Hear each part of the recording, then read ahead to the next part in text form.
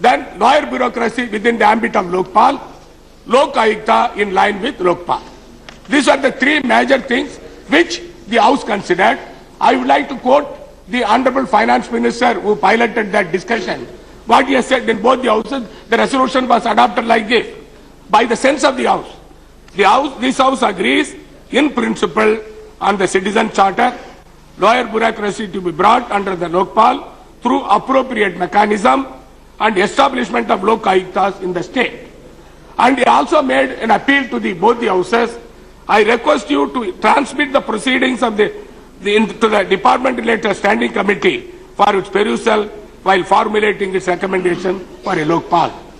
The standing committee, which was considered because the honorable senior member of this House, Dr. Abhishek Singhvi, has been heading the standing committee, and the proceedings have been sent to them.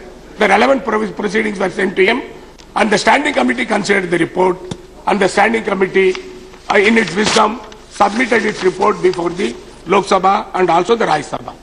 Sir, I would like to briefly mention the highlight of the bill. Thereafter, sir, the government, after considering the recommendations of the standing committee, formulated the new bill because lot of amendments were there to be carried out. Therefore, sir, the government thought that we can bring a new bill withdrawing the old bill that has been submitted before the House.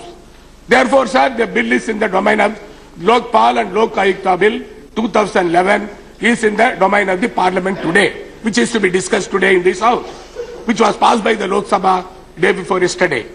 Sir, the salient features of the Lokpal and Lok Ayukta Bill 2011 is the Lokpal will consist of a chairperson and 8 other members, of which 50% of them are judicial members.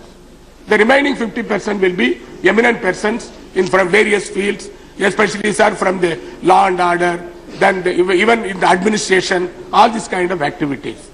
Sir, there was lot of representation because this bill has not been brought all of a sudden. The several deliberations were held. The deliberations were held with the civil society organizations, the public, and also the political parties. 2 meetings were held with the political parties before bringing the earlier bill before the House, that is the Lokpal Bill 2011, and thereafter, sir, before bringing the Lokpal and Lok Ayukta Bill 2011, the political parties were taken into confidence. Their views were also heard by the government, and thereafter the government in its considered view brought this bill. Sir, there was lot of demand from various political circles that there should be reservation for scheduled caste, scheduled tribe, the OBC, minorities and women. The government thought that it is very important because the political parties wanted the reservation should be brought, therefore it has been incorporated in the bill. Then, sir, about the selection committee. Selection committee, lot of suggestions came.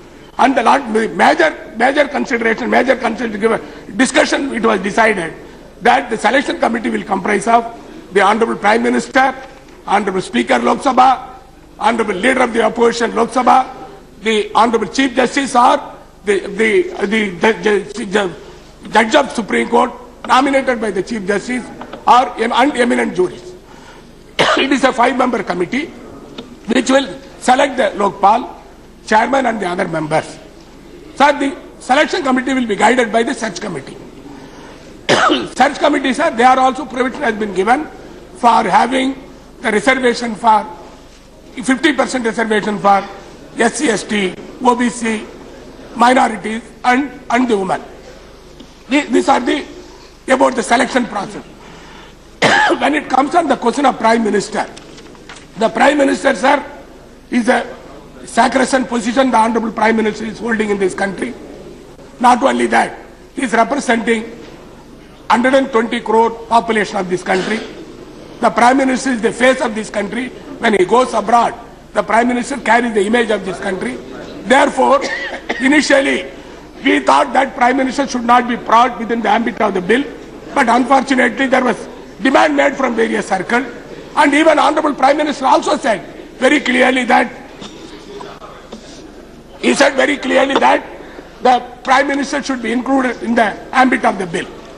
Therefore, sir, with certain clauses giving the reserve exception, the Prime Minister was brought under the purview of the bill.